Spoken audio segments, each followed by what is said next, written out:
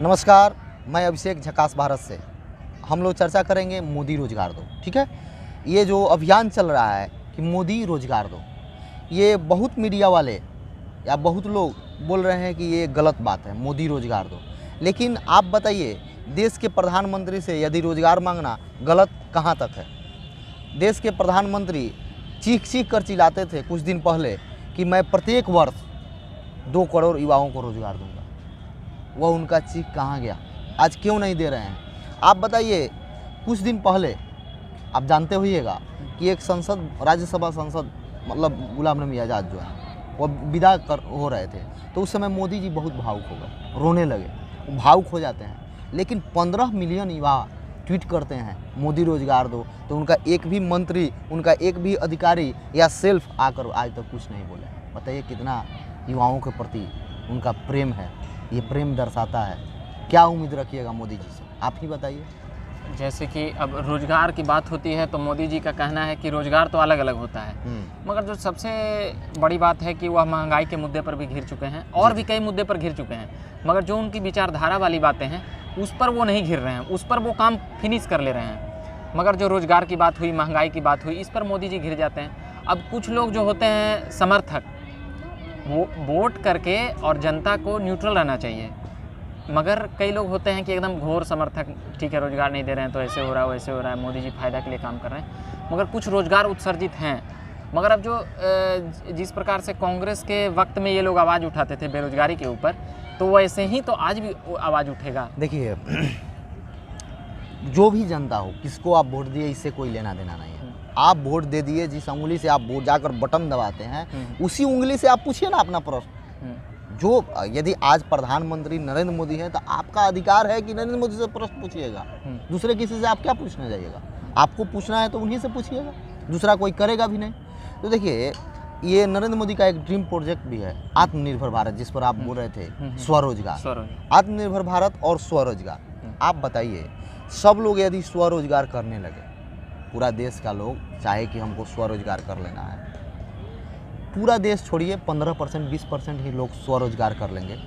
ये बड़े बड़े मंचों से बोल रहे हैं कि स्वरोजगार सबको करना चाहिए, हम आत्मनिर्भर बना देंगे, बोल रहे हैं। जितना युवा अभी दिखाई दे रहा है आपको, यदि सब युवा के, चूँकि सोशल मीडिया पर ये सब प्रसारित हो रहा है कि स्वरोजगार और आत्मनिर्भर भारत बना देना है नरेंद्र मोदी के, तो हर युवा के जेहन में ये दिमाग में बैठ जाएगा कि हमको स्वरोजगार करना है, स्वरोजगार, आत्मनिर्भर बनना है, तो वह पढ़ेगा क्यों? आप कभी इस पर विचार किए हैं कि इसका दूरगामी परिणाम क्या होगा? नरेंद्र मोदी को इस पर विचार करना चाहिए कि स्वरोजगार, आत्मनिर्भर भारत का दूरगामी परिणाम क्या होगा। आप बताइए, कुछ दिन पहले चले जाइए, बड़े बड़े विद्वान, हर पूरे विश्व में ये मान्यता है कि भारत में जो भी स्कॉलर पैदा होते हैं, स्कॉलर का अर्थ हुआ वैज्ञानिक, इंजीनियर, बड़े बड़े लोग यहाँ विद्वानों की देश है अपना। लेकिन जब आत्मनिर्भर भारत और स्वरोजगार पर बल दिया जाएगा तो विद्वता की कमी हो जाएगी। ये एक मुद्दा हुआ। लेकिन हम लोग का भी है कि मोदी रोजगार दो मुद्दा, उसको हम जोड़ के इसलिए ट्वीट करना इसलिए बैलेंस कर रहे हैं कि देखिए, इनका ये दिखा रहे हैं कि हम बड़े बड़े मंच से बोले हैं कि सरकार का काम नहीं है रोजगार देना। आप बताइए, सरकार का काम नहीं है तो आप 2014 में क्यों चिल्लाते थे कि 2 करोड़ हम रोजगार देंगे? युवाओं को उसकी योग्यता के अनुसार रोजगार मिलनी चाहिए कि नहीं मिलनी चाहिए? आप क्यों चिल्लाते थे 2014 में? आपका उस समय जो चिल्ला, यानी आप ठग हैं, आप युवाओं के साथ गद्दारी किए हैं। आप बड़े बड़े मंच से बोल रहे हैं कि युवा, प्रधानमंत्री और भारत सरकार का काम नहीं है रोजगार देना। तो ये रोजगार देना किसका काम है? युवा वोट आपको किया, रोजगार लेने किसके पास जाएगा? आप कभी इस पर विचार किए हैं? ये जो इनका प्रोजेक्ट चल रहा है, ये युवाओं को बर्बादी के कगार पर ले जाएगा। युवा लोग इससे हतोत्साहित हैं। युवाओं में शिक्षा की कमी आएगी। यदि किसी देश का युवा कमज़ोर हो गया तो उस देश का भविष्य अंधकार में चला जाएगा। खासकर भारत में जनसंख्या है बहुत, यहाँ का युवा यदि नहीं पढ़ेगा, यहाँ हर चीज़ नहीं है, आप समझ पा रहे हैं, यहाँ पढ़ाई ही है। हर पूरे विश्व में सभी लोग ये जानते हैं कि भारत का लोग कर्मठी, मेहनती और शिक्षित होते हैं। इसलिए हम आपसे यही कहेंगे कि मेरा ये विचार है, इस पर आप कितना सहमत है, आप भी कुछ कहें। हम कहना ये चाहते हैं कि मोदी रोजगार दो ट्वीट हो रहा है। हाँ हाँ ठीक है, आज मन की बात था। हाँ था। आज मन की बात में जो कमेंट चल रहा था वो हो रहा था कि मोदी रोजगार दो, मोदी रोजगार दो, मोदी रोजगार दो करके पूरा एकदम हैशटैग हैशटैग हैशटैग एकदम अंधाधुंध अभ्यर्थी एकदम मतलब कि बर्दाश्त ही नहीं कर पा रहा है, सीधे कह रहा है मोदी रोजगार दो, मोदी रोजगार। देखिए मोदी जी का जो पॉलिसी है कि उनको केवल मुंह से बोल देना है, बड़ा बड़ा स्टाइल में बोलना है, चिल्लाना है, करके अपना वोट ले लेना है। लेकिन इस बार अब युवा समझ चुका है कि मोदी जी का जितना भी आयोग है, वह रेलवे हो या एसएससी आयोग हो या कोई आयोग हो, बिहार गवर्नमेंट का हो या केंद्र पर हम लोग चर्चा कर रहे हैं। एसएससी में भी देरी की शिकायतें आ रही है। हाँ हाँ वही ना, एसएससी में मतलब साल 2 साल अरे 17 वाला है अभी तक, 17 वाला ज्वाइनिंग नहीं हुआ, बताइए। और देखिए एसएससी पर उंगली 2013 से उठ रही है। तो ये चिल्लाते थे 2014 में कि युवाओं को योग्यता के अनुसार रोजगार मिलना चाहिए कि नहीं, एसएससी में धांधली बंद होनी चाहिए कि नहीं, रेलवे में धांधली बंद होनी चाहिए कि नहीं। अपना बारी आया तो अपना बारी आया तो सब चट कर दिए। आप बताइए, इनका पहले 2014 से पहले में जाइए तो रेलवे का कोई एग्जाम होता था 100 रुपया फॉर्म फी दिया जाता था। आज वर्तमान में 3 साल पहले फॉर्म भरवा के 500 रुपया वसूल किए हैं। करोड़ों करोड़ों लड़का बढ़ा, पैसा क्या हो रहा है। तो उसको हम एक नाम दिए हैं कि जितना भी आज वर्तमान समय में एग्जाम कंडक्ट कराने वाली संस्था है या आयोग है, वो इन लोगों का आयोग नहीं बना हुआ है, पैसा रिकवरी करने वाला आयोग है, पैसा छापने वाला मशीन है। अच्छा, गलत बोले? सही सही। आप बताइए 5 साल 4 साल पैसा रख के आप क्या कर रहे हैं? और एक मुद्दा है, बोलिएगा तो इस पर चर्चा कर लेंगे। नहीं बोलिए बोलिए बोलिए, खुल के बोलिए। बिहार सरकार है, क्योंकि बिहार में भी उन्हीं का सरकार है। डीएलएड का एग्जाम होने वाला था जो लॉकडाउन के चलते नहीं हुआ। सभी अभ्यर्थी से 1-1 हज़ार रुपया वसूल किए बिहार सरकार, और उसका एग्जाम भी नहीं हुआ। फिर नोटिफिकेशन क्या निकाला गया कि 100 रुपया जमा करके आप कॉलेज चुन सकते हैं, कॉलेज चॉइस कर लीजिए। तो उसका 1,000 रुपया कहाँ गया? तो ये इन लोगों का आयोग नहीं है बॉस, इन लोगों का ये बस हो गया है कि पैसा रिकवरी करके सरकार को पहुंचाना है। यही आयोग का काम। आयोग का काम यही है मेरे ख्याल से। यह अभिषेक जी का कई बातें कहना है और कई गंभीर आरोप भी है। यह क्यों लग रहा है? क्योंकि मोदी जी जो बात 2014 के पहले किया करते थे वह अब ऐसी बातें नहीं कर रहे हैं। युवा, देश के युवा बेहद नाराज हैं। कई लोग हो सकते हैं कि समर्थन में बातें कर रहे हों, मगर जो देश की स्थिति है रोजगार को लेकर के, अब कई जगहों पर यह कह सकते हैं कि ये नौकरी है या ये रोजगार है, ये रोजगार है, फलानवा रोजगार है, चिलनवा रोजगार है, मगर जो गवर्नमेंट अब सरकारी नौकरी का तो एक प्रकार से कहा जा सकता है कि अब उसमें भी देरी होने लगी है।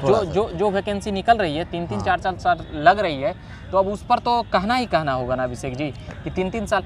अब रोजगार तो कई प्रकार के रोजगार आ रहे हैं, इसमें कोई शक नहीं, मगर क्षमता और योग्यता के हिसाब से रोजगार नहीं ना मिल रहा है। देखिए, आप जानते हैं जितने भी मेरे श्रोता हैं कि रोजगार और बेरोजगारी में क्या अंतर है। बेरोजगार उसे कहते हैं जिसको योग्यता के अनुसार कार्य न मिले, ठीक है। अभी आप बोले क्षमता और योग्यता। अभी आप बोले कि नरेंद्र मोदी जी स्वावलंबी वाला, अब हम लोग चर्चा कर लें कि रोजगार नहीं। आज जो ट्वीट हो रहा था उनका मन की बात में जो हो हाँ बहुत हो रहा था, हम देख रहे थे। तो जो चल रहा था तो उनको अब समझना चाहिए कि अब युवा आपके बातों में नहीं आएगा। यदि आप जो चीखते हैं कि मैं देश को झुकने नहीं दूंगा, आप बताइए युवा झुक गया, युवा बेरोजगार हो गया तो देश झुका कि नहीं झुका?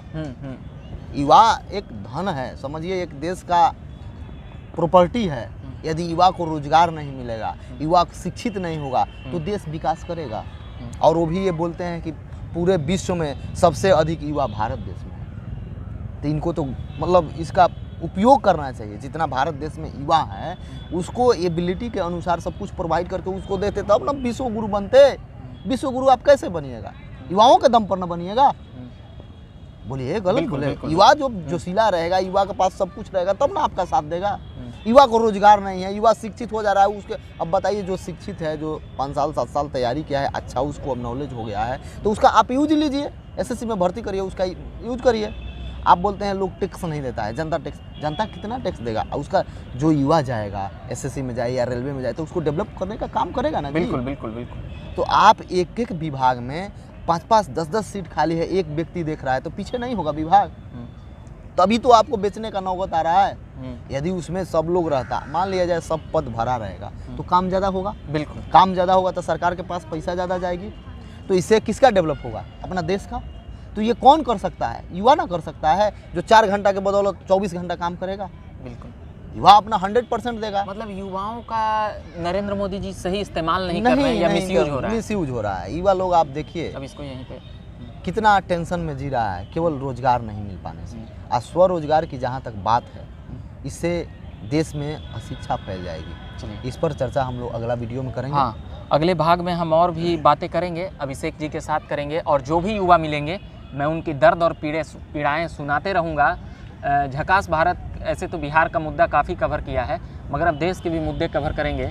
और अभी के लिए इतना ही कहूँगा, झकास भारत चैनल को आप सब्सक्राइब करिए, और जो सुन रहे हैं वो कम से कम 10 गो रोज़ जो भी लोग मिले उनसे सब्सक्राइब कराइए, और उनको बताइए कि यह एक चैनल है जो आवाज़ और मुद्दा उठाता है। और उसके नीचे जो सपोर्ट जर्नलिज्म करके चल रहा है उस पर बता दीजिए तो अभिषेक जी। सपोर्ट ये इनको सपोर्ट करिए। ये स्टूडेंट, बेरोजगार युवा आदि के लिए मुखर रहते हैं, और रात में आप बुलाइए, दिन में बुलाइए, हमेशा ये तत्पर रहते हैं युवाओं के लिए। इसलिए मैं यही कहूँगा कि जर्नलिज्म को सपोर्ट करिए, पत्रकारिता को सपोर्ट करिए, और इनसे लाभ उठाइए। चूँकि ये सरकार का आज तक गुणगान नहीं किए हैं, युवा के पीछे रहते हैं।